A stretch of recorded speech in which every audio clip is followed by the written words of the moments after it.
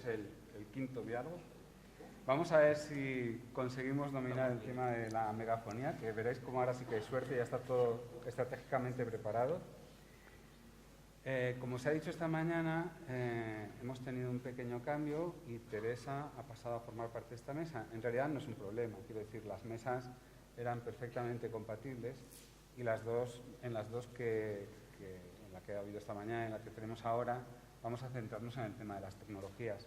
Es verdad que teníamos programado que este va a tratar más de textos y ediciones, pero precisamente Teresa también tiene un texto, una magnífica edición digital de una obra de María de Zayas, o sea que también quedará perfectamente integrado.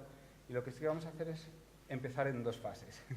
Vamos a, como los lanzamientos en la NASA, empezamos con una fase en la que voy a hablar yo muy brevemente sobre el momento en el que estamos, porque eso va a dar paso a lo que nos tiene que explicar Teresa. Yo creo que no hace falta mucha presentación, pero ya sabéis, bueno, estamos aquí Teresa Ferrer, que es catedrática de la Universidad de Valencia, que ha tenido amplia experiencia digital y en ello sigue, aparte de estudios fundamentales sobre multitud de argumentos, la profesión del actor, algunos descubrimientos fundamentales dentro del teatro del siglo de oro, por ejemplo, los argumentos de comedia, los sujetos de comedias, muchísimos temas, ¿no? Y dentro de la parte tecnológica se ha ocupado de bases de datos, de BICAT, CATCOM, y ahora va a abordar un tema que también es muy interesante, pero entra dentro de esa segunda fase de humanidades digitales. Por la parte de la presentación de Teresa es esto. Entonces, vamos a enlazar ya con lo que veníamos diciendo esta mañana, este momento en el que ahora estamos de las humanidades digitales, que es un momento de ya una cierta madurez. Nos hemos empezado a pegar algunas tortas y nos vamos recuperando de ellas como podemos. Una de las dificultades que ha surgido y que se han percibido es precisamente la dificultad de comunicar bases de datos. Y de eso es de lo que trata el proyecto que está llevando ahora adelante Teresa y que yo creo que era lo que tú tenías plan de explicar aquí, ¿verdad? Sí. Pues cuando quieras, por favor, Teresa. Bueno, buenas tardes. Disculpad que no haya podido llegar esta mañana y haber formado parte de una mesa de la que me hacía mucha ilusión formar parte, también de esta, pero hacía tiempo que no coincidíamos Mercedes y yo en una mesa y tenía muchas ganas de estar con ella. Bueno, gracias a Germán, gracias a Héctor y gracias a todos vosotros por estar aquí. Y como digo, vayan por delante mis disculpas. Me han encajado aquí, espero que la cosa salga bien. Bueno, pues desde 1995 yo he trabajado en bases de datos. La base de datos que dirigí, que algunos de vosotros conoceréis, es la base de datos Diccionario Biográfico de Actores del Teatro Clásico Español. Pero bueno, en la Universidad de Valencia llevamos adelante trabajos relacionados con bases de datos, Artelope, que dirige Joan, y Mouz, que puso en marcha Joan y que ahora dirige Jesús, que son bases de datos que integran ediciones y de las que luego hablarán. También recientemente lo voy a comentar porque ha sido una cosa que vimos ayer. Joan está dirigiendo un grupo que está reconstruyendo, ya hemos tenido la primera visualización ayer, está reconstruyendo el Corral de la Olivera de Valencia, con posibilidades de navegación dentro del teatro, de audición de textos teatrales y de posibilidades de ubicarnos en los diferentes lugares del corral y escuchar de diferente modo, como se escuchaba desde la cazuela o desde el patio, los textos teatrales en la época. Lo adelanto porque bueno, es algo que también tiene que ver con las humanidades digitales y que estamos desarrollando en estos momentos en Valencia. Pero vuelvo a las bases de datos. Nosotros empezamos a trabajar en bases de datos con el Diccionario Biográfico de Actores, que pues, recogía biografías de actores, de compañías, actrices, músicos. Perdón, ¿puedes echar la petaca un poquito más para atrás? Ahí, vale. Es un proyecto en el que trabajamos durante muchos años. No. No, el micrófono... Falla. ¿Ahora? ¿Ahora va? ¿Veis? Bueno, Que... déjanos ese por si acaso aquí, por aquí cerca. ¿Ahora me escucháis bien? Sí, sí, sí. Pues nada, Estupendo. lo dejamos Ya ahí. está, lo dejamos ahí a ver si hay suerte. Bueno, es una base de datos en la que empezamos a trabajar en un momento en que las bases de datos y el software de bases de datos estaba un poco en mantillas, es decir, tuvimos que pasar por diferentes fases y eso es uno de los problemas que tenemos quienes trabajamos en humanidades digitales y en bases de datos en concreto, los sucesivos cambios. Nosotros somos humanistas, no somos técnicos y tenemos que adaptar nuestro trabajo a esos sucesivos cambios. En aquel momento la base de datos, si algunos la habéis consultado, se publicó comercialmente por parte de la editorial Reichenberger y quienes saben de las vaivenes, de las evaluaciones, de la investigación, saben por qué motivo se publicó de aquella manera, algo que se nos reprochó en su momento, pero que era, después de un trabajo de 15 años, necesario para que el grupo de investigación, ya no yo misma, que en aquel momento pues ya tenía una trayectoria, pero sí el grupo de investigación en el que se integraba gente más joven, tuviese un reconocimiento. Con posterioridad a la publicación de DICAT, que he de decir con toda la modestia del mundo que cualquiera que hace hoy en día una edición de Teatro del Siglo de Oro consulta DICAT para saber si se ha representado una obra y qué se conoce sobre esa obra. A veces la respuesta es negativa, pero ya es una respuesta que te evita buscar en la bibliografía qué se sabe de esa obra, porque allí aparecen las noticias reunidas, pues, en este caso en relación con las compañías y los actores que la representaron. Cuando publicamos DICAT, yo tenía en mente desde hacía tiempo otra base de datos, que es la que ahora se está publicando en abierto, que es CATCOM. Es una base de datos de representaciones de obras teatrales a partir de la documentación. Esta base de datos se hizo en un software que es el mismo que utilizamos para DICAT, que es FileMaker. FileMaker es un software comercial. Es decir, hay que pagar para utilizarlo y la ventaja que tiene es que para cualquiera que no sea muy ducho en bases de datos, es decir, nosotros en general, era muy fácil su uso y tenía muchas ventajas en la presentación del trabajo al usuario. ¿Se me oye o se ha ido la voz? ¿No puedes echar el codo para atrás? Sí, no me puedo echar para atrás. Bueno, en la fase en que estamos, por resumir y no comerme yo todo el tiempo, en la fase que estamos, que es a la que estaba aludiendo Ramón, estamos desarrollando un proyecto, vimos la necesidad de desarrollar un proyecto que aglutinase los esfuerzos de los diferentes grupos de investigación que habían trabajado en bases de datos sobre teatro y documentación teatral. Y las dificultades han sido muchas. Lo sabe muy bien Héctor, porque Héctor Urzaiz, porque uno de los grupos, no puedo mover, uno de los grupos que integra este proyecto coordinado es el de CLEMIT. ¿Qué es lo que estamos haciendo? Pues bueno, lo que estamos intentando hacer es una federación de bases de datos sobre teatro clásico español. ¿Qué bases de datos queremos integrar? Pues las bases de datos que queremos integrar son, por un lado, CATCOM, que es una base de datos de representaciones teatrales. Tú buscas un título y ves las veces que se representó, las compañías que lo representaron, en qué fecha se representaron. La base de datos CLEMIT, que dirige Héctor Urzaiz, que es una base de datos que recopila información sobre censuras teatrales, tanto en manuscritos como en impresos. La base de datos Manos Teatrales, o ahora se llama Manos, que es una base de datos que recopila información sobre copistas. Tú buscas una obra en concreto y tienes información sobre las copias de esa obra y sobre las manos, información sobre las manos de los copistas que copiaron esa obra, sobre los manuscritos que las copiaron. La base de datos Digital Música Poética. Bueno, la base de datos Manos es una base de datos que, como muchos de vosotros conocéis, inició hace muchos años Margaret Rich-Brier, a la que recientemente se le ha hecho un homenaje en Madrid, y que ahora continúa con la colaboración de Alejandro García Reidi. hubo un grupo que trabaja sobre música, que es un grupo de la Universidad de Barcelona, que trabaja en contacto con el Consejo Superior de Investigaciones Científicas, es el grupo de Lola Josa y Mariano Lambea, que lo que querían hacer, porque ellos no tenían nada, es decir, vinieron a nosotros queriendo hacer una base de datos, pero sin mucha idea sobre cómo hacer una base de datos. Es un grupo que recopila canciones integradas en obras de teatro del Siglo de Oro. Las clasifica y las estudia. ¿Qué es lo que teníamos? ¿Sigo o paro? Sí.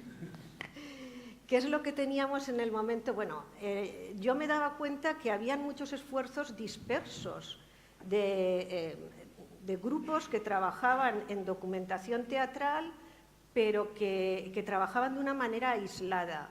Y pensé que era necesaria una coordinación, porque la coordinación no solo supone una integración de la documentación en una base de datos consultable de una sola vez y no 4 veces una detrás de otra, sino que supone también adaptarnos a una manera de trabajar similar. Y eso es muy importante, porque trabajar en humanidades digitales supone cambiar el chip, trabajar con otra mentalidad, pensando en cómo tenemos que tratar y ofrecer los datos al usuario y previendo qué es lo que puede necesitar el usuario consultar en nuestra base de datos.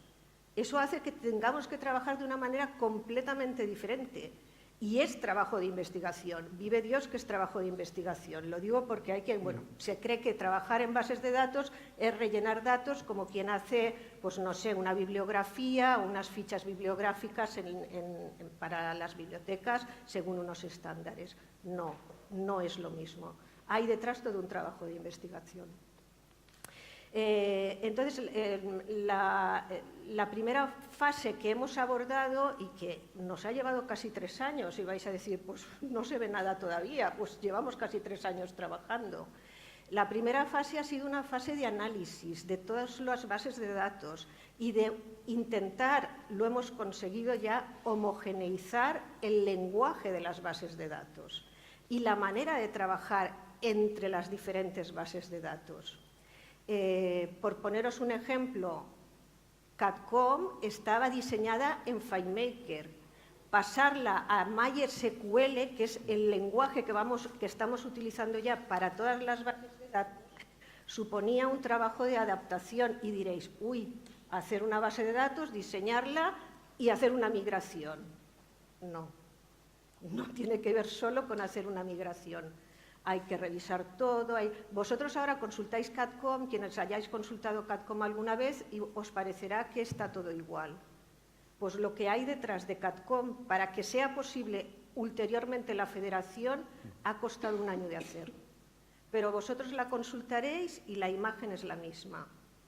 Y algo similar puede suceder con CLEMIT, aunque los cambios en CLEMIT, ¿verdad, Héctor?, se van a ver de manera diferente. Porque digamos que las posibilidades de búsqueda en CLEMIT eran mucho más limitadas.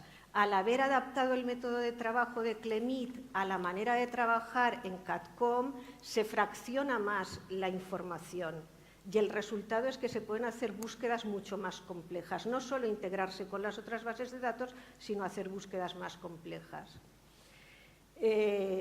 La parte positiva, yo aquí traía unos ejemplos, pero no voy a marear ya. La parte positiva, que uno podrá hacer una única consulta y el resultado le planteará investigaciones a lo mejor en las que nunca habría pensado.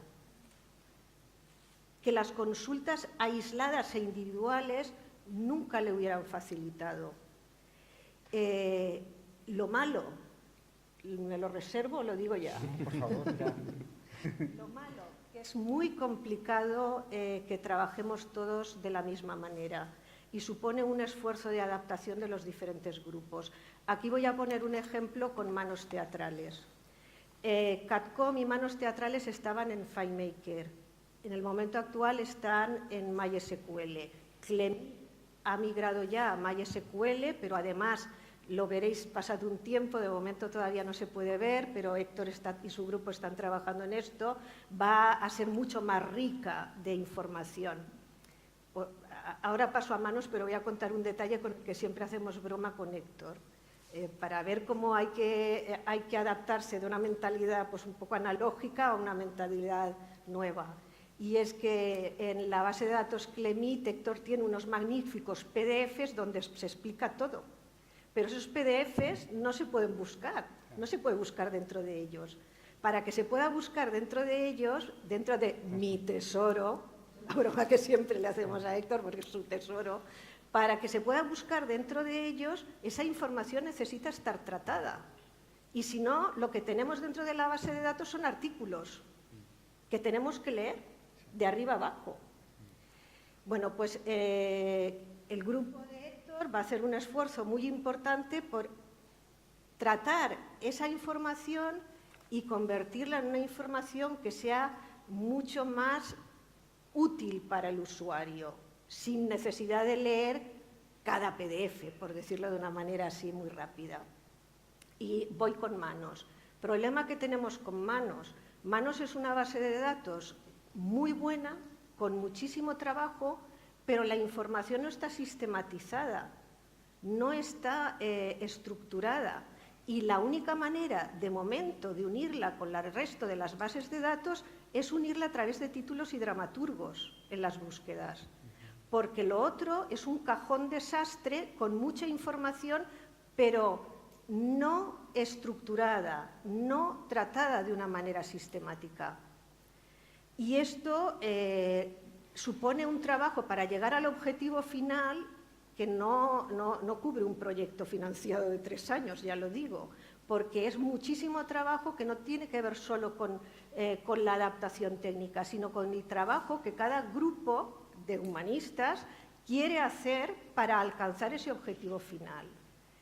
Y eso depende porque los grupos mantenemos nuestra autonomía. Una federación, que es a lo que aspiramos, una federación, no, independencia, una federación de bases de datos, a lo que estamos aspirando nosotros, supone que cada grupo tiene su autonomía. Y eso quiere decir que un grupo puede trabajar mucho y otro grupo puede trabajar menos, por las circunstancias que sean.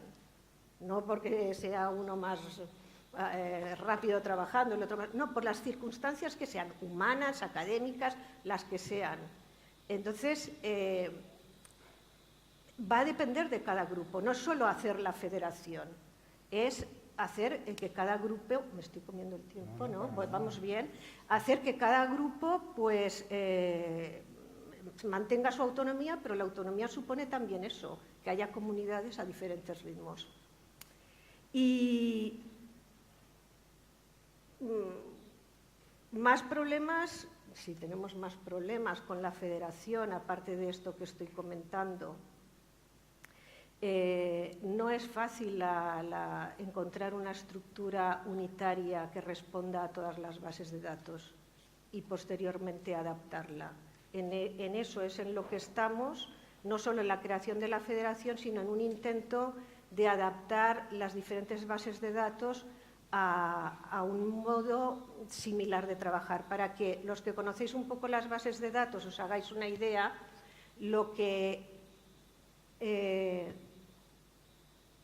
quienes conocéis CADCOM, cuando uno consulta CADCOM encuentra la información desglosada en representaciones. Pues lo que son las representaciones en CADCOM son las noticias de censura, serán, porque todavía no lo son, las noticias de censura en Clemit, serán las noticias de canciones en Digital Música Poética y serán, esperemos que sean, las noticias de copistas en la base de datos Manos.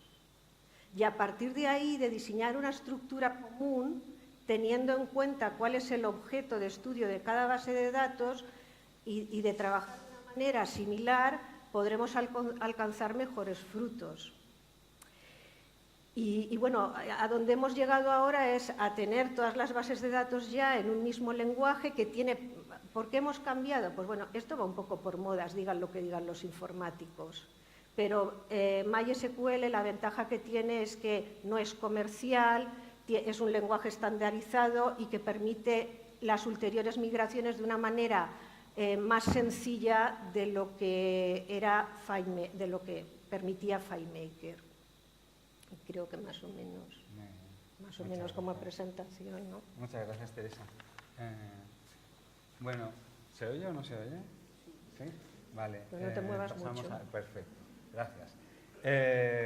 Bien, pues bueno, ya habéis visto que en realidad la clave del cambio es también ese punto de madurez de las humanidades digitales, el conocimiento de que conviene usar códigos libres, y todo el rato cuando estaba hablando de FileMaker, pues hay que tener muy claro que es programa propietario, comercial, y en cambio MySQL es gestión de datos con libre, ¿no? Entonces ese es el secreto.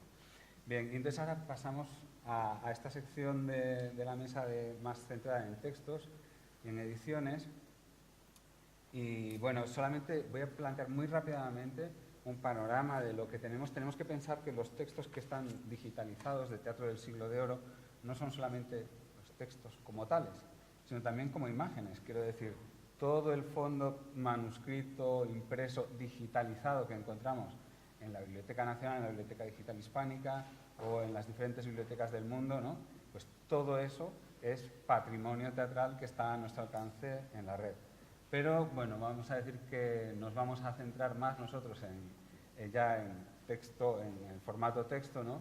Y ahí, bueno, tenemos diferentes objetos. Tenemos textos puros, tenemos textos críticos y tenemos ediciones críticas. Textos críticos establecidos filológicamente y luego también tenemos ya ediciones críticas. Tenemos estas diferentes instancias. Y hay que decir que todo empezó en el Far West, ¿no? En el Far West, en la Universidad de Arizona, en Comedia.org, fue donde empezaron a digitalizar textos en los años 90 y era el Far West y era el territorio sin ley. Tanto allí como acá, tanto en Estados Unidos como en España, los inicios de los textos digitales, esto es una experiencia maravillosa, esto es la pura generosidad de algunos profesores, de Ben Williamson, ¿no? Que empezaron a digitalizar textos que ellos tenían, lo explican muchas veces cuando presentan los textos que tienen, que eran textos de trabajo, textos para clase, y los colgaban a disposición de quien quisiera trabajar con ellos. Y advertía muchas veces que esos textos eran textos que no estaban acabados de fijar filológicamente, ¿vale? Pero los ponían a disposición de todo el mundo. No tuvo que pasar mucho tiempo para que encontráramos verdaderos productos de calidad ya en la red. Algunos pueden ser más antiguos, otros menos. Aquí os he puesto una edición que personalmente a mí me gusta bastante, que es El perro del hortelano de Rosa Navarro, que está en el Instituto Cervantes, en el Centro Virtual Cervantes. Una edición que tiene su prólogo, que también tiene sus notas. Y luego ya, poco a poco, vamos avanzando, empezamos a encontrar textos en la red de textos en la red de muchísima calidad, ¿vale? Aquí tenéis un ejemplo de la colección Digital Proteo, son textos de gran calidad filológica, ¿vale? Aquí a veces tenemos PDFs. El PDF tiene el inconveniente de lo que dice Teresa.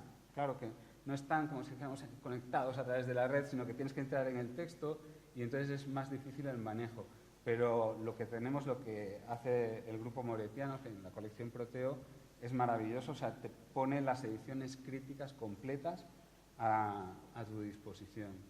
E incluso también, me parece recordar, en varios casos, no sé por dónde está María Luisa que me autorice, pero que a lo mejor está descansando, ¿sí? También ofrecen enlaces a testimonios de interés, ¿vale? Luego tenemos otra colección también de gran calidad filológica y tecnológica, porque aquí ya empezamos a encontrar rasgos que, por ejemplo, que permiten búsquedas de algunos ítems de las ediciones, ¿no? Canon 60, que fue un producto de TC12. Tenemos también la colección Arte de Lope, que ya tiene publicadas más de 200 comedias de Lope. Y también, de nuevo, uniendo la calidad filológica aquí yo hablaba de ti porque tú no estabas en esta mesa, uniendo la calidad tecnológica, quiero decir, una edición que presenta posibilidades de búsqueda, presenta diferentes niveles de anotación, diferentes tipos de notas, utilizando la tecnología, es esta de la tradición en la amistad de María de Zayas que coordinó Teresa. Por favor, adelante. Esta edición nos costó 10 veces más que una edición en papel. No lo digas, ya lo sé. Seguimos, sí, ahora vamos a eso. Es uno de los debates que acabas de abrir. Bueno, aquí tenéis los diferentes tipos de nota explicativa. Cuando me giro hacia ahí, ¿se oye igual? Nota explicativa, de vocabulario, nota textual. Aquí tenéis notas de realia, también con ilustraciones. Aquí tenéis estas no sé si son variantes o aclaración léxica. ¿Dónde? Debe ser aclaración léxica. Y luego aquí tenéis, aceptamos, esta es una edición, es una nota de aparato crítico de variante, ¿vale? Por favor. Es tu labor. Esta edición fue producto de la concesión de una ayuda del proyecto de innovación educativa. Entonces, con esta edición tratamos de apelar a diferentes tipos de público. Por eso esta distinción de notas, porque sabíamos que hay notas que para un especialista como esta que acabamos de ver, pues son obvias y no hacen falta, pero no es necesario. Pero no es necesario.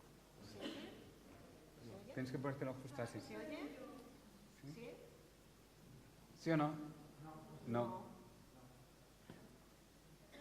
¿Y ahora? ¿Sí? Ahora sí. Decía que este tipo de edición, que fue el resultado de la concesión de una ayuda de 600 euros, de la Universidad de Valencia. Bueno, es algo. No, hay que decirlo porque, claro, hay que decirlo. Es una cosa absolutamente voluntarista y meritoria de un montón de gente que colaboró en esto. Entonces, es una ayuda para un proyecto de innovación educativa y tratamos de hacer una edición que apelase a diferentes tipos de público, incluido un público, no sé hasta qué punto esto era una ingenuidad, espero que no, en algún momento espero que no, incluso un público de estudiantes de secundaria. Por eso hay pequeños resúmenes cuadro por cuadro o en jornada por jornada, están en inglés y están en español para facilitar también el que se pueda utilizar. Hay que decir que La traición en la amistad de María de Zayas es una obra que se ha puesto muy de moda de hace 25 años para aquí, que cuando yo empecé a estudiar esta obra era prácticamente desconocida. Y eso hace que haya pues también un público, ahora ya tenemos a la mosca de Olmedo. Baja cara de la mosca. Haya un público también pues en universidades americanas y tal interesado por esta obra en concreto. Entonces, no es una edición crítica solo para especialistas, esto es lo que quería aclarar, por eso la diferenciación de notas. En cambio, yo casi me atrevería a decir, Marco, que a pesar de que el intento era otro, la edición de La Dama Boba, y no hay ningún problema en decirlo, yo creo, acabó siendo casi, que es la que tenemos aquí ahora, es casi una edición para especialistas. En algún momento nos planteamos que fuera más divulgativo, pero luego si acaso lo discutimos, ¿no? O sea que no... Si quieres habla, pero rápidamente, di. ¿No Bueno, estás de acuerdo? Sí, no, estoy completamente de acuerdo. Es que nació con este objetivo, ¿no? ¿Te acuerdas? Nació de una necesidad que teníamos dentro de un equipo. Sí, para mí está claro. Bueno, y entonces aquí tenéis, tenemos, aquí se puede, es una edición sinóptica y ofrece el texto, notas, todo lo que queramos. La introducción es una introducción enorme, erudita, creo que tiene que ser como queremos que sea, sin complejos y ya está, ¿no? Y otra cosa es que los proyectos de humanidades digitales puedan abarcar a más público. Pero aquí tenéis porque presenta un interés los propios testimonios que se conservan. Está el autógrafo, el manuscrito de memorión, ese que tomaban de memoria, entonces era interesante. Entonces, pero ya está, he trazado muy rápidamente un panorama de lo que es la edición digital, de lo que fue en sus orígenes y de la presencia de los textos en la red y hacia dónde vamos, ¿no?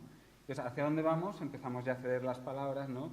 Entonces ahora le cedo la palabra a Jesús Tronc, que también es profesor de la Universidad de Valencia, que es muy activa en términos digitales, también está ligado a Artelope, a todos los...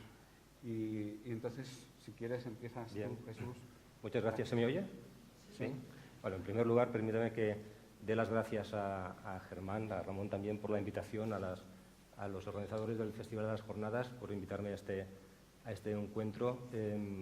Para mí es un placer. Yo seguía las jornadas por el programa y veía pues una combinación de teatro, de ambiente académico, que sobre el programa pues estaba pues muy agradable. Ahora, al vivirlo en primera persona, la verdad es que es algo recomendable. La semana que viene yo estaré en un evento algo similar en Stratford-upon-Avon, donde hay conferencias por la mañana, hay teatro por la tarde, hay encuentros, pero esta conjunción de gente del teatro, de escenógrafos, iluminadores, de todos los aspectos del teatro, del público que hay aquí, es algo que es muy recomendable y que es algo que, en cierto modo, también se echa de menos en las conferencias que hacemos allí en Stratford. Por cierto, quiero decir que soy profesor de filología inglesa.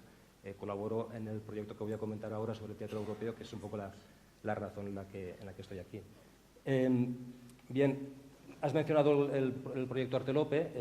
Es del grupo de investigación Artelope que dirige el profesor Joan Oleza, que bueno, es conocido que él ya han establecido una base de datos de las obras de información sobre testimonios, representaciones, traducciones, bibliografía, personajes, lugares de la acción de la obra, etcétera, de las 400 y pico obras de o atribuidas a Lope de Vega, pero además también tiene como objetivo poder facilitar textos de las obras. Si necesito el sí, mando perdón. Para pasar a la siguiente,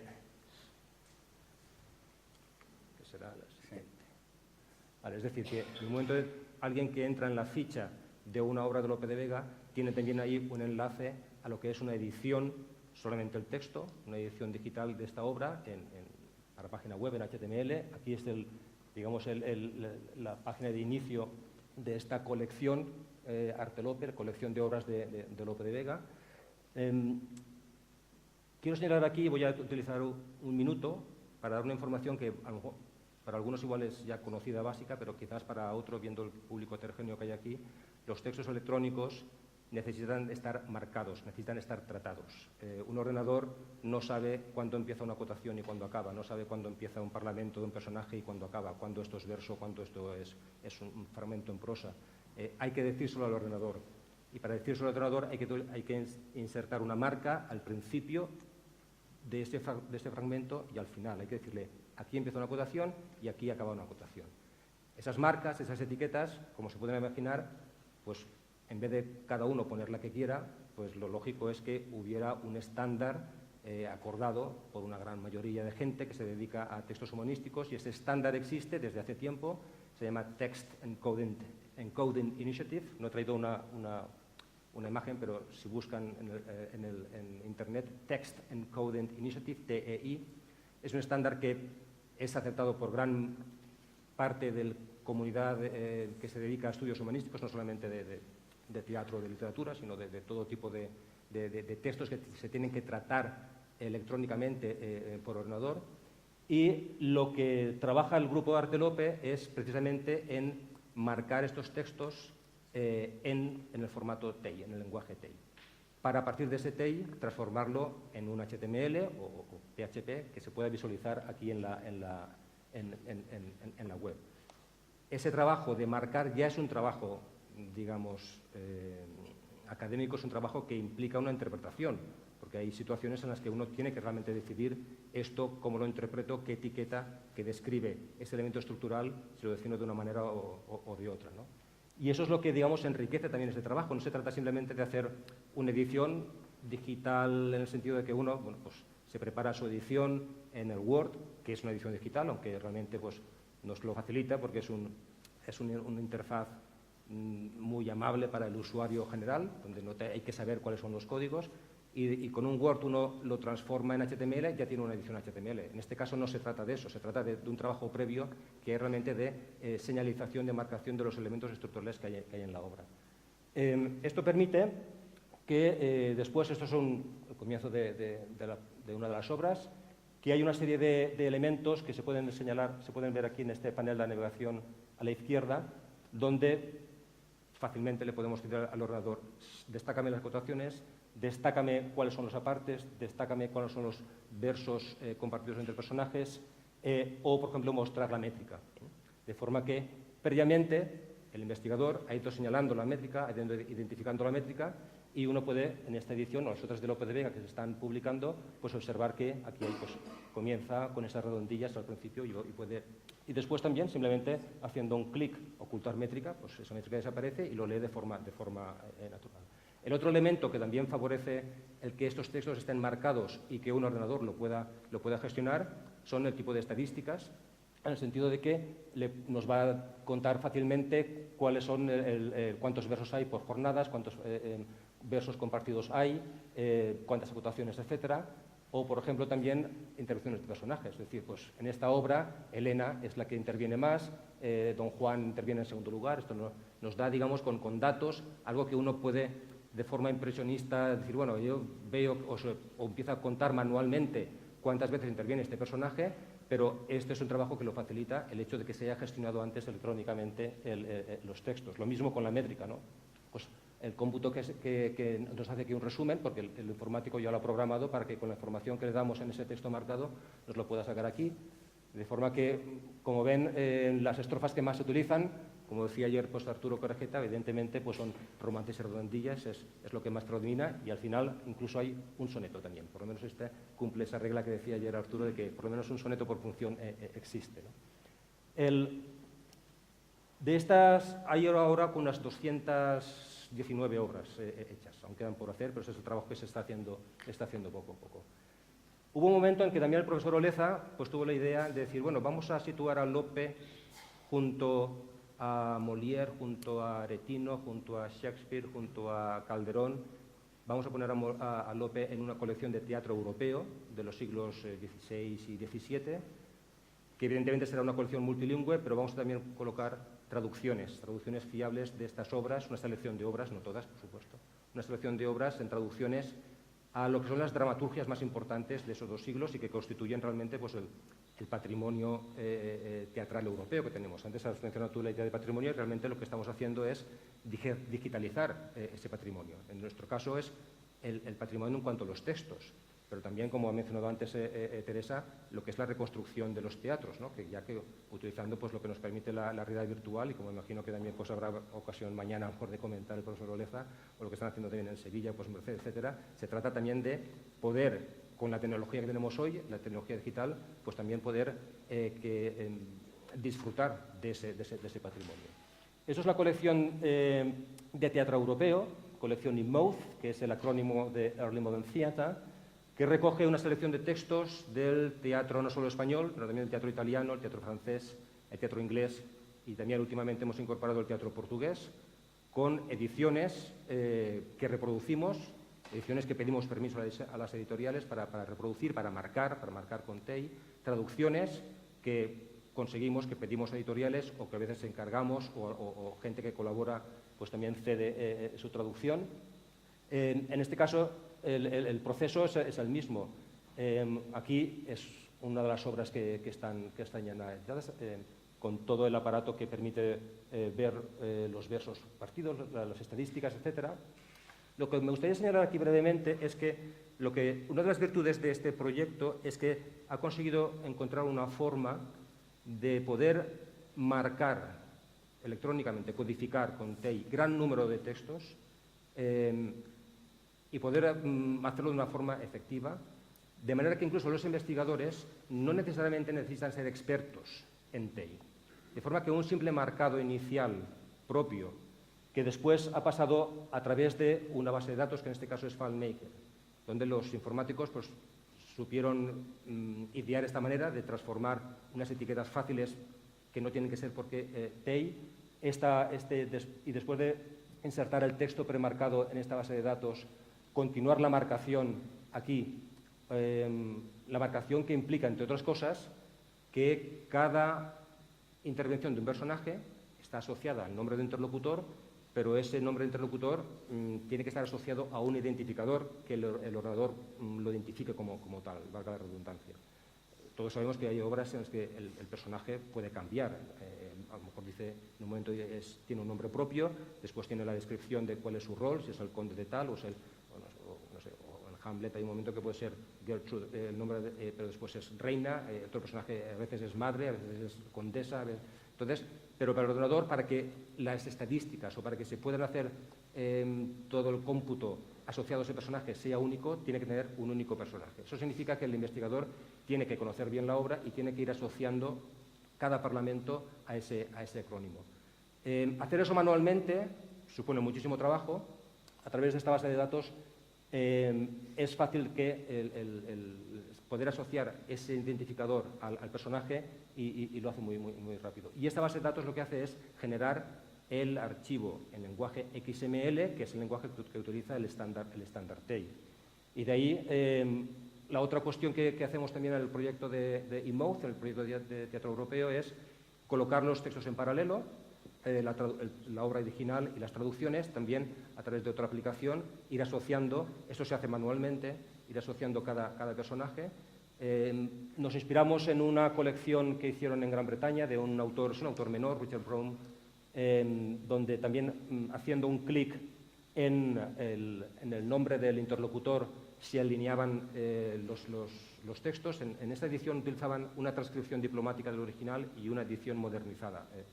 En este caso, pues lo mismo, uno puede estar leyendo La vida sueño y cuando llega al famoso soliloquio, pues quiere saber cómo es en inglés, cómo es en francés, cómo es en italiano, y haciendo un clic en ese icono que está al lado del interlocutor, pues se alinean los textos, ¿no?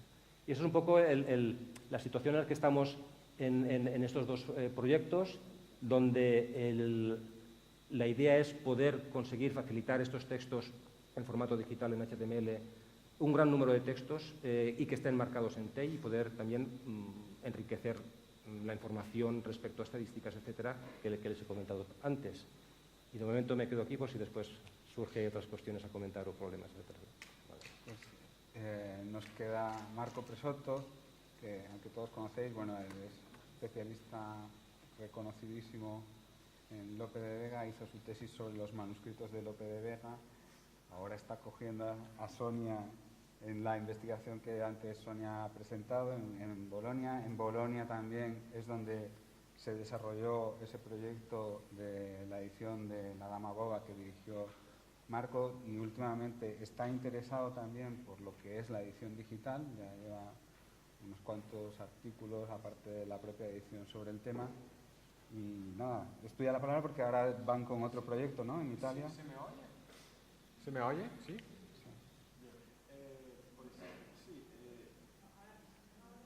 No te puedes mover. No me puedo mover. Ahí. Bueno, ¿se me oye ahora? Sí, ahora sí. Vale.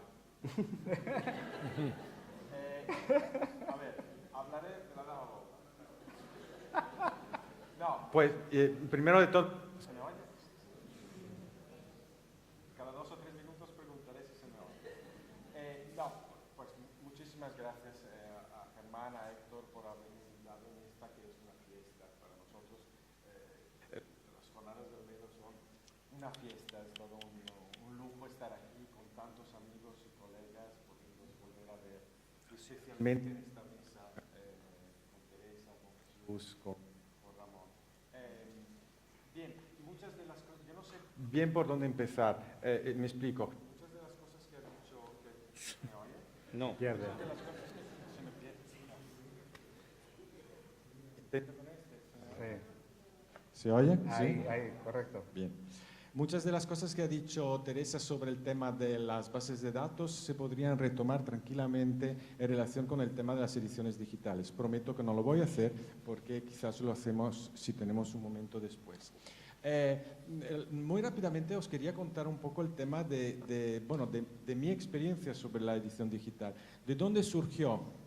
En el grupo Prolope de la Universidad Autónoma, el grupo que sabéis, el grupo Prolope que se ocupa de hacer ediciones críticas del teatro de Lope desde principios de los años 90, pues teníamos un problema, tenemos muchos problemas, todos los editores críticos, pero teníamos especialmente un problema que era que en algunos casos nosotros teníamos una tradición textual tan complicada, tan compleja, en la que no era tan fácil decir, bien, cojo esta es la última voluntad del autor, ¿no? Yo ¿Cuál es la edición que le gustaría a Lope ver, ¿no? De la Dama Boba, de Castigo sin venganza, etc. Y teníamos muchos problemas porque era una tradición textual en la que, por ejemplo, teníais, yo qué sé, el autógrafo de Lope de Vega, es autógrafo, es de él, ¿no? Es autógrafo, y luego una edición autorizada por Lope de Vega. Entonces, ¿cuál editamos? Dice, claro, la autorizada, si es sucesiva, publicamos la última voluntad del autor, ¿no? Luego, coges la edición y ves antigua y ves que hay un montón de errores. Y dices, ¿pero esos son errores de Lope? No, es que Lope autorizaba muchas veces sin leer el texto. Entonces, ¿qué hacemos? Pues volvemos al autógrafo, por lo menos estamos seguros de que el autógrafo es de él, es decir, está escrito con su letra. Bien, por tanto, ante esta tipología de problemas que ahora no voy a entrar en detalle a explicar, a veces no teníamos más remedio, y eso ocurrió, de tener que publicar dos versiones de una misma comedia, creo La Bella Malmaridada, si no me acuerdo bien. O sea, la edición crítica necesariamente, el editor decía, mira, yo levanto las manos, no sé qué hacer, aquí tengo que poner dos ediciones. Entonces nos dimos cuenta de que probablemente el medio digital nos podía ayudar.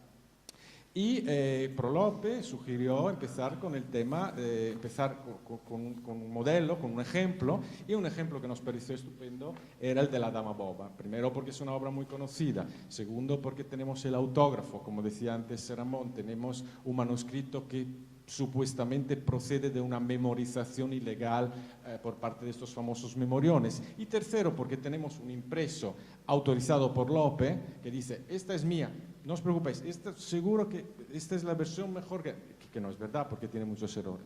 Entonces empezamos a razonar sobre la posibilidad de que el medio digital nos pudiera resolver un problema relacionado con tradiciones textuales complejas. Y fue allí que empezó la locura.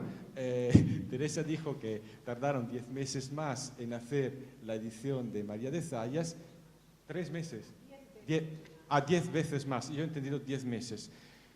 Yo no os digo por pudor lo que nos costó hacer la Dama Boba. En términos de dinero, poco, porque como veis aquí dinero no se ve poco. Lo que en cambio metimos fueron muchísimos recursos humanos, un grupo de trabajo, una edición que normalmente puedes hacer, que sé, en un año, si la quieres hacer súper bien, esto tardó años. ¿Por qué? Porque teníamos un problema de cómo hacerlo.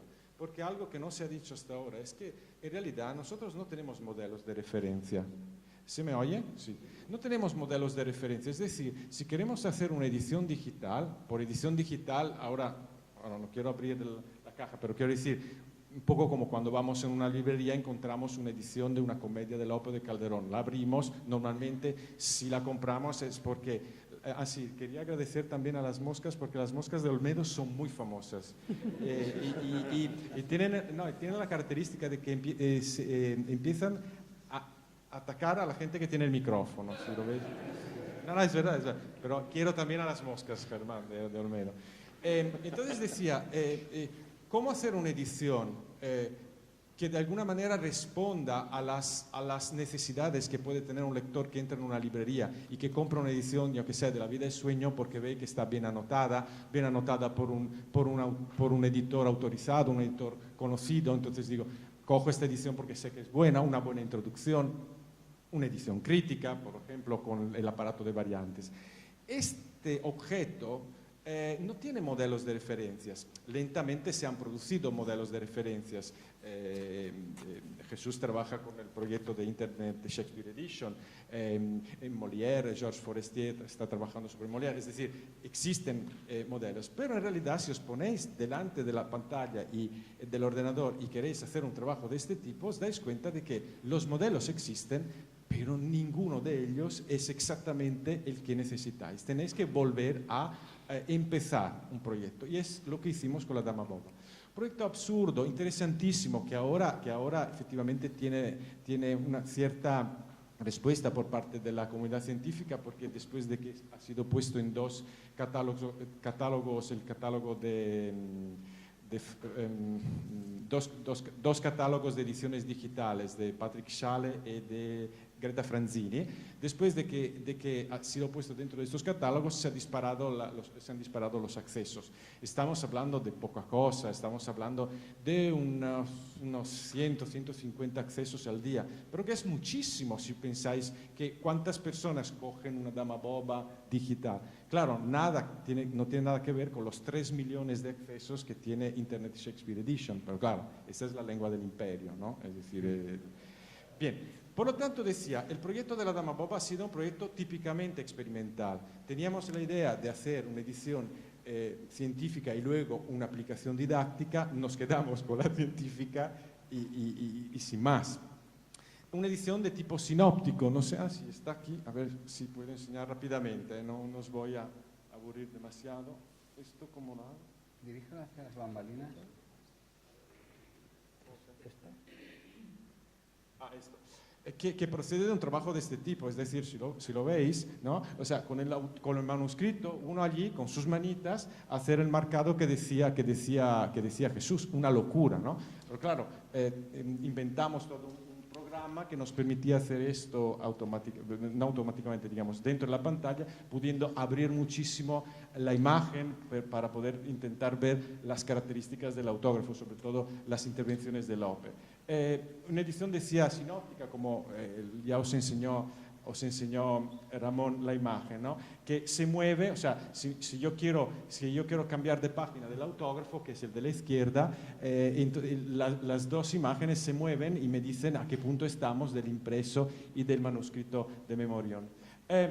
No se ve bien, pero no sé, a lo mejor los colores de alguna manera os pueden ayudar a entender. Uno de los resultados interesantes es que, por ejemplo, aquí tenéis en la versión sinóptica entre la transcripción y el manuscrito, tenéis a la derecha, veis que hay una corrección, ¿no? Una corrección de Lope que borra 3 versos, pero ¿dónde están los 3 versos añadidos? No se sabe, ¿no? Suponemos que hay un error de copia, pues esto se ha estudiado y en realidad lo podemos demostrar de alguna forma. Son hipótesis, visualizar y veréis a la izquierda, ¿no? la parte dorada o no sé cómo, que es la parte tachada, y la parte de color un poco más claro es la hipótesis que tenemos sobre lo que hizo Lope, es decir, que borró los 3 versos y sustituyó los 3 versos con todo un razonamiento que cubrió un grupo más largo de versos. Estamos hablando de intervenciones in itinere, ¿no? Intervenciones dentro del proceso de escritura. Claro, este sistema nos permitía dar cuenta de este proceso de escritura, algo que en el sistema en papel hubiera sido extremadamente complicado, por no decir imposible. Y de hecho, cuando hacemos una edición de Prolope con estos problemas, hacemos un listado al final de intervenciones o hacemos hipótesis en la introducción, pero no se visualiza con tal facilidad. Bien, por lo tanto, mucha satisfacción, sí, digamos. Visto después, esto acabó en diciembre del 2015, ahora empiezo a tener una cierta satisfacción cuando veo esto porque tardé 2 años en recuperarme del estrés porque ha sido una locura. Con un grupo de trabajo estaba ya Sonia Boadas, estaba Aurelia Pesarudona y estaba Eugenio Maggi, 3 colegas que me ayudaron en esta experiencia interesantísima, pero que no creo que tenga sentido repetir. Demasiado tiempo, demasiado interesante como modelo, pero no le veo francamente la relación entre lo que cuesta y el beneficio, ¿no?, que te da. Bien, con todo esto no hemos dejado obviamente el tema de lo digital, de la edición digital. Si quieres luego quizás lo podemos comentar como Grupo Prolope, cuáles son los proyectos.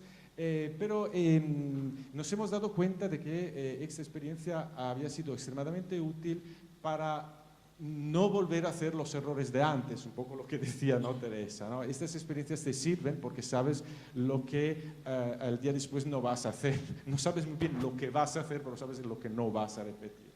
Es decir, por ejemplo, un marcado manual de este tipo que es realmente una locura.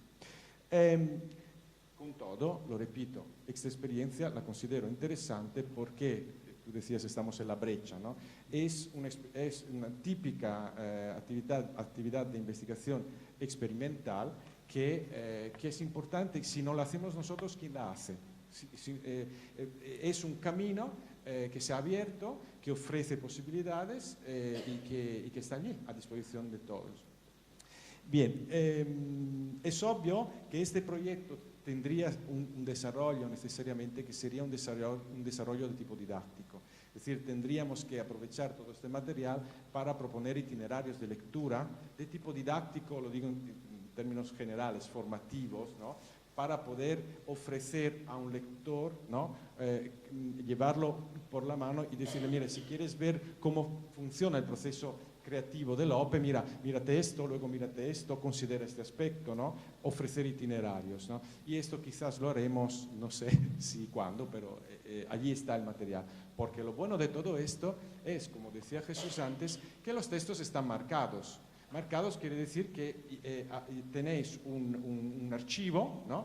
Un archivo que ya dentro de sí te dice si una palabra hace parte de una acotación, si hace parte de un personaje, si hace parte de un verso, y esto no nos lo quitará nadie. Es decir, es como es una versión primordial, porque son simplemente signos que se ponen dentro del texto y que están allí a disposición de quien sabrá aprovecharlo con un software específico en el futuro. Ese es el tema de los formatos y de la perennidad de los datos que un poco se relaciona con lo que decía Teresa, que quizás podríamos tratar.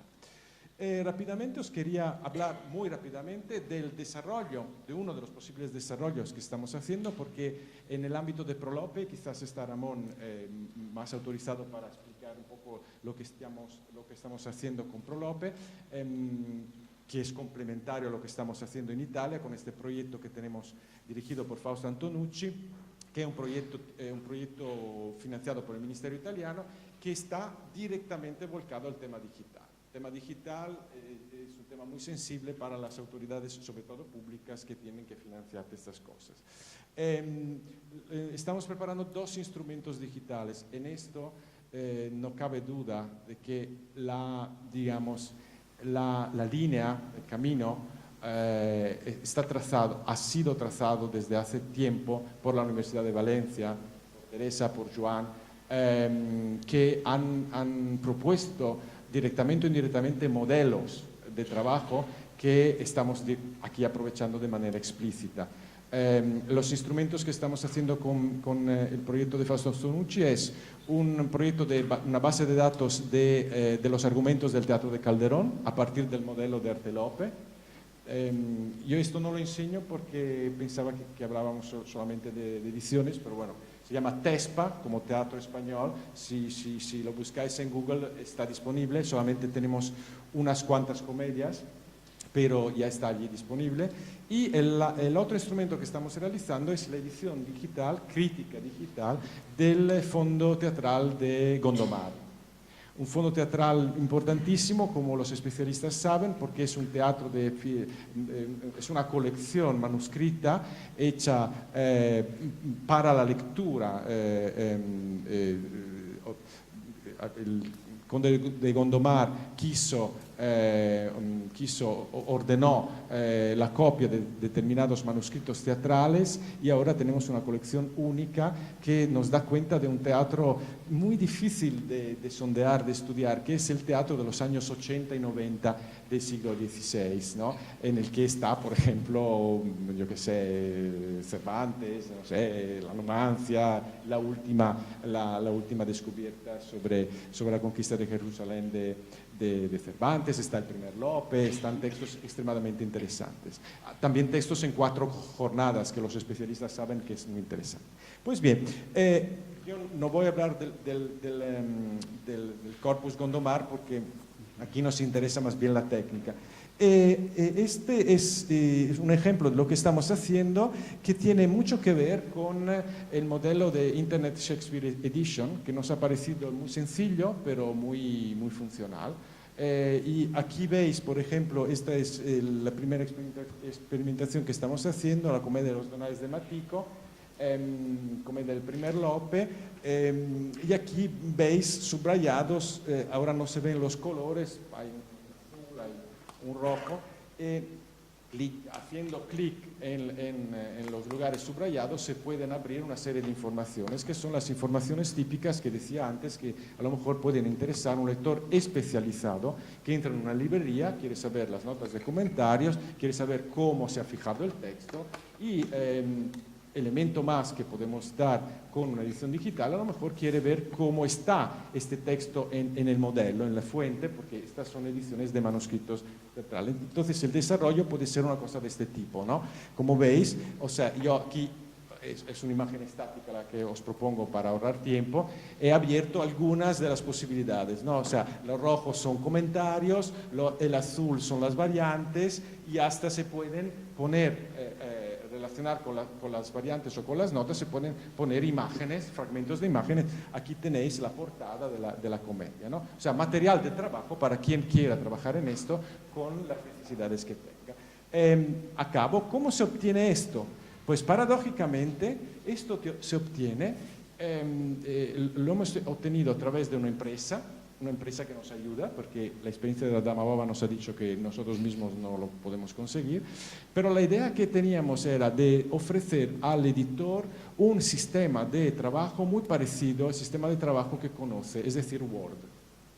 Y este es un Word un poco distinto, es el Word de OpenOffice, es el Write de OpenOffice, donde cuando tenemos que hacer una nota, hacemos una nota normal. Cuando tenemos que hacer una variante, utilizamos los comentarios, que la mayoría de nosotros ya utiliza. Por lo tanto, es un lenguaje que el investigador, el acostumbrado a escribir, conoce. Acabo, uno de los elementos importantísimos en los que yo creo que tendríamos que acostumbrarnos tiene que ver con los estilos. Algunos de nosotros han trabajado con los estilos. En Word, cuando yo empecé a estudiar Word, todo el mundo me decía, tienes que aprender los estilos, que luego no utilicé nunca. Quien sabe un poco más de Word sabe utilizar los estilos. Los estilos son estos. Es decir, los estilos es simplemente que yo cojo un fragmento y le digo, tú te llamas acotación, tú te llamas parlamento, tú te llamas personaje. Pero de una manera comprensible también para nosotros que no somos informáticos y que no te lleva a un tape. No sé hasta qué punto llegaremos con esta experiencia porque, lo repito, el tiempo que se pierde para hacer una edición digital es infinitamente mayor. Quizás este será un tema para nuestra conversación. Y yo aquí me paro, os he contado un poco a qué punto ha llegado la experiencia italiana. Gracias. No, el mando a distancia. Creo que se me sigue oyendo. ¿Sí o no? ¿Sí? Vale. Bueno, pues entonces, gracias. Esta es la maravilla. Aquí tenéis, esto ponéis en Google Ciencia Abierta y os sale este esquema. Y esto es la maravilla y tal vez la amortización del esfuerzo. Es decir, datos abiertos, procedimientos abiertos, resultados intermedios abiertos.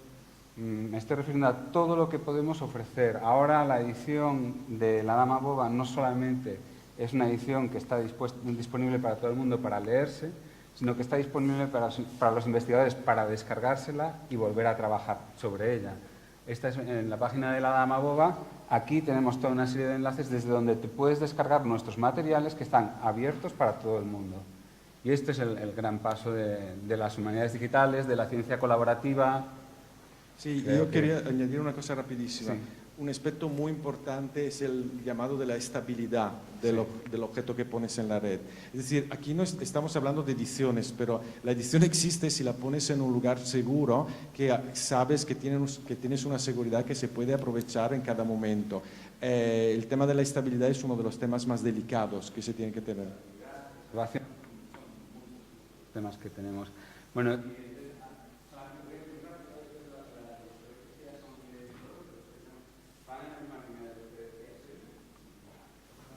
¿se ha perdido? Ahora sí.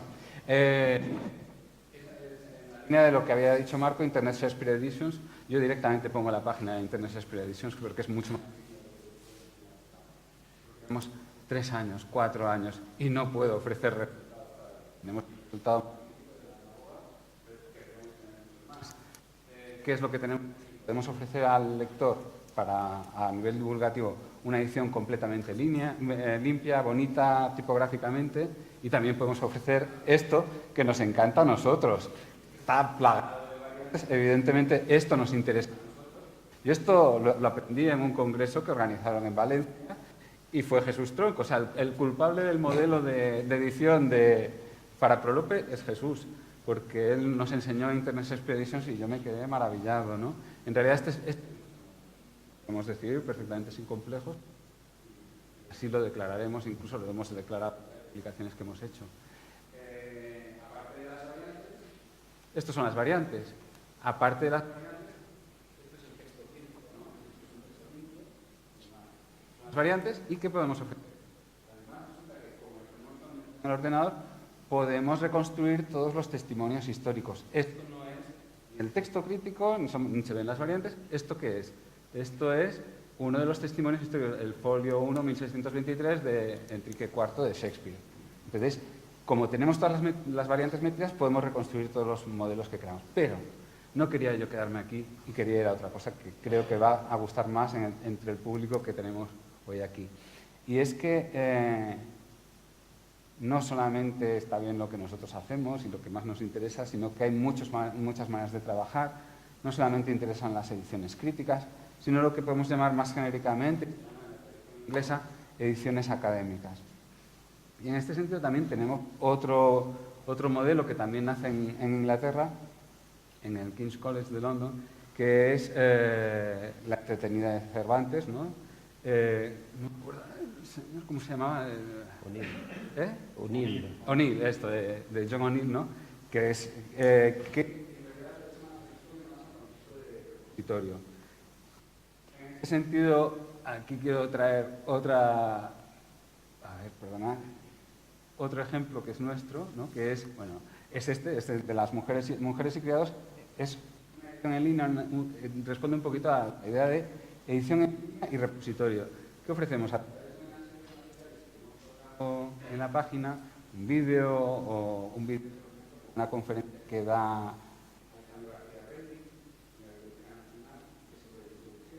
o otro vídeo en el que el proceso de investigación, que es el descubrimiento del manuscrito de Mujeres y Criados, ¿no? Entonces, a partir de ahí, veis, este es el vídeo donde se explica el proceso científico.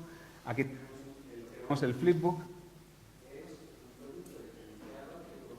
en la edición en papel. Tenemos el manuscrito de la Biblioteca Nacional con la transcripción que realizó Alejandro García Reidi. Y esto, cuando lo propusimos a la editorial Gredos, condición sine qua non, esto a la vez que el libro de Gredos. Y si no, no les dábamos la edición para publicar en papel. Se publicó en línea, se publicó en papel y fue éxito de ventas en la Feria del Libro en Madrid ese año. O sea, que es perfectamente compatible una cosa con otra. Y ahora os explico lo que vamos a hacer. Como responde a la idea de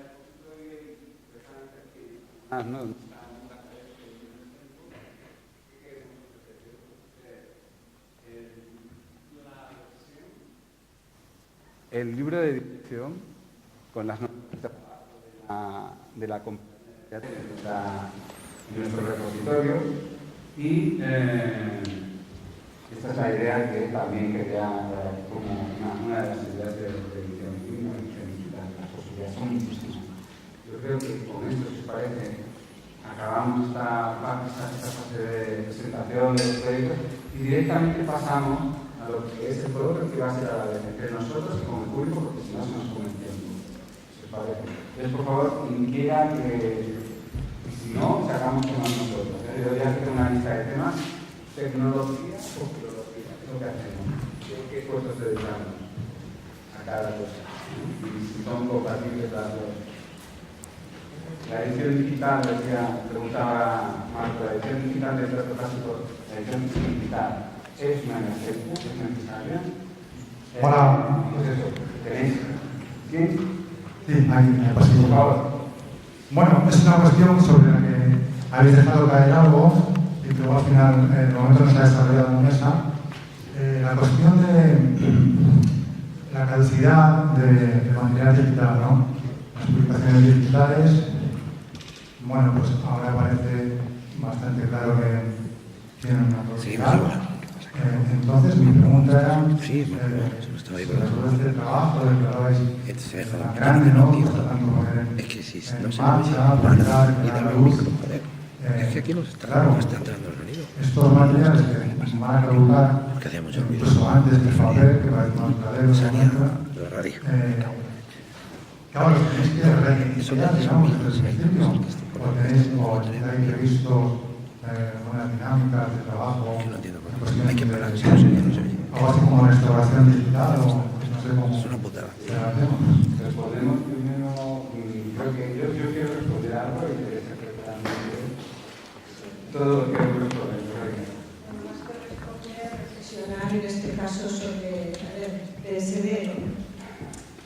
Sí, es perecedero, pero no tendría por qué serlo si hubiese instituciones que acogiesen el mantenimiento y la conservación de este tipo de material.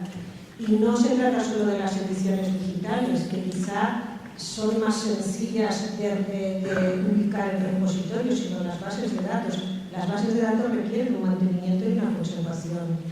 Y, por ejemplo, recuerdo el caso de Margaret Grier cuando dejó Duke, la universidad en la que había trabajado y que albergaba su base de datos, le dijeron que después de 5 años más que se fuera con su base de datos a otro lado, porque se jubilaba. Yo creo que a mí, que bueno, ya no tengo 25 años, pues empieza a preocuparme el asunto, claro.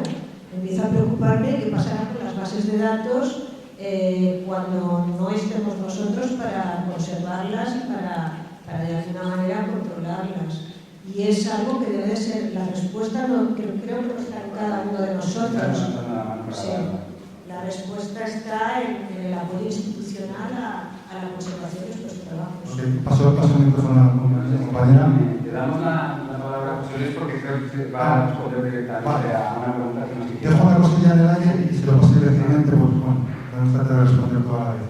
No, me preguntaba, porque Ramón hablaba antes de la coedición, digamos, física y digital a la vez, si en un momento dado la edición en papel no se puede convertir en el conservador de ediciones digitales que se van a... La virtualidad, el mérito de la edición digital frente a la analógica es precisamente que es digital. Y todas las funciones que te ofrece la edición digital no te las ofrece en papel, pero creo que José Luis nos va a garantizar a todos respecto a lo que es el futuro de la preservación. Bueno, voy a decir algo. A ver, realmente una de las cosas que yo esta mañana, hablando así en general, ha habido, claro, la biblioteca en concreto, ya no de ediciones digitales, la Biblioteca Nacional, vivíamos relativamente tranquilos con el depositorio en papel, que solo nos supone 500.000 de documentos al año. Al hacer la obligación de conservar lo que nace digital, vivimos ahora preocupados por otra cosa también. Y dentro de esto, digamos que lo que hemos ido actuando es primero sobre lo más efímero, que son los documentos que nacen en la web y que eso se manda a un robot como Google, pero que en vez de solo indexar, guarda la página y esto se archiva la página tal cual y se puede consultar hoy sitios web de hace años. Hay un proyecto en abierto, nosotros no tenemos en abierto porque la ley de propiedad intelectual española no lo permite, pero en Estados Unidos hay un proyecto que se llama Internet Archive, que podéis consultarlo y buscáis un dominio y podéis ver ese dominio hoy, cuando ya estaría superado, no sé, el país grande del mundo, el pedido que sea, yo hoy no puedo ver el de ayer en el digital, en cambio en este tipo de herramientas sí, ¿no?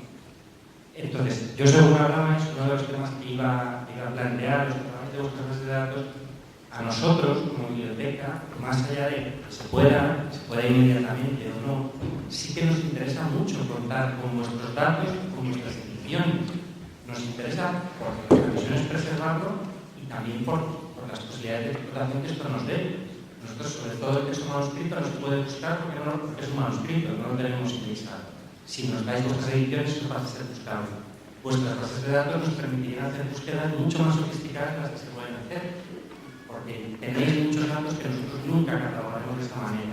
Entonces, lo que pasa es que Y yo creo que nos falta un poquito de madurez a todos, ¿no? Nosotros asumirlo de verdad, una misión tan importante como todas las que tenemos que seguir haciendo, pero también tendremos un camino que se ha recorrido, que trabajéis con estándares normalizados y que haya una vocación de que esto acabe en una institución pública cuya naturaleza es facilitar acceso.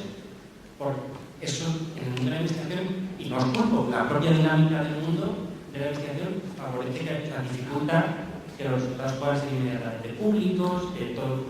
Entonces, yo creo que ahí nos queda un camino por recorrer, pero en cuanto al optimismo, tecnológicamente nadie puede asegurar que lo que hoy es digital está que dentro de 50 años, pero hombre, hay que pensar que seremos más o menos capaces. Lo que tenemos que hacer es sentarnos cuanto antes y empezar a recorrer este camino, porque yo creo que ya sí es el momento de hacerlo. Yo, por publicidad, acabamos de hacer un curso, curso masivo en línea en la Autónoma sobre humanidades digitales, y yo he hecho la lección sobre preservación digital. Y acabo con una cita del BOE y del decreto que se obliga a ocuparos de la preservación digital. Y digo, bueno, pues que vayan a la Biblioteca Nacional y que vayan a ayudar. No sé si queréis pasar. Sí. ¿Y alguien más? ¿Alguien que quiera más? Por favor, muy rápidamente. Desde el punto de vista principalmente de la edición digital, pero también de la espacialidad. Una cosa es un dato y otra cosa es una aplicación. Es decir, el dato se conserva, el dato es puro. Es decir, si yo hago una frase en la que abro una paréntesis y digo, esta es una acotación, cierro la paréntesis, luego pongo la acotación, luego cierro y digo, esta era una acotación. Esto nadie me lo quitará. Bueno, todo puede pasar en el mundo, pero nadie me lo quitará, ¿no? Porque es esto. Punto. Este es el dato. Entonces, ¿cómo tú utilizas el dato? Esto sí caduca. Caduca porque caduca el sistema, cada año. Otro elemento fundamental, ¿dónde yo conservo el dato? ¿Dónde físicamente? Es decir, ¿dónde? ¿Una máquina? ¿Dónde está la máquina? ¿Qué servicio hay de...?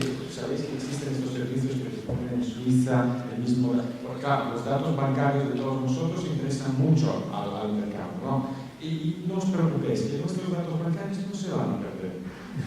Porque si no, se va a caer el sistema económico. Pues el tema del depósito legal es un tema igual, ¿vale? Como en los datos. Es un tema en que lo que tenemos que hacer nosotros es llegar al punto de que el objeto tenga el mismo valor que el texto de papel. O sea, que sea objeto de depósito legal. A este punto, sí está, ¿no? Teóricamente, pero también en el papel se graban las bibliotecas, ¿no? ¿Alguna, por favor?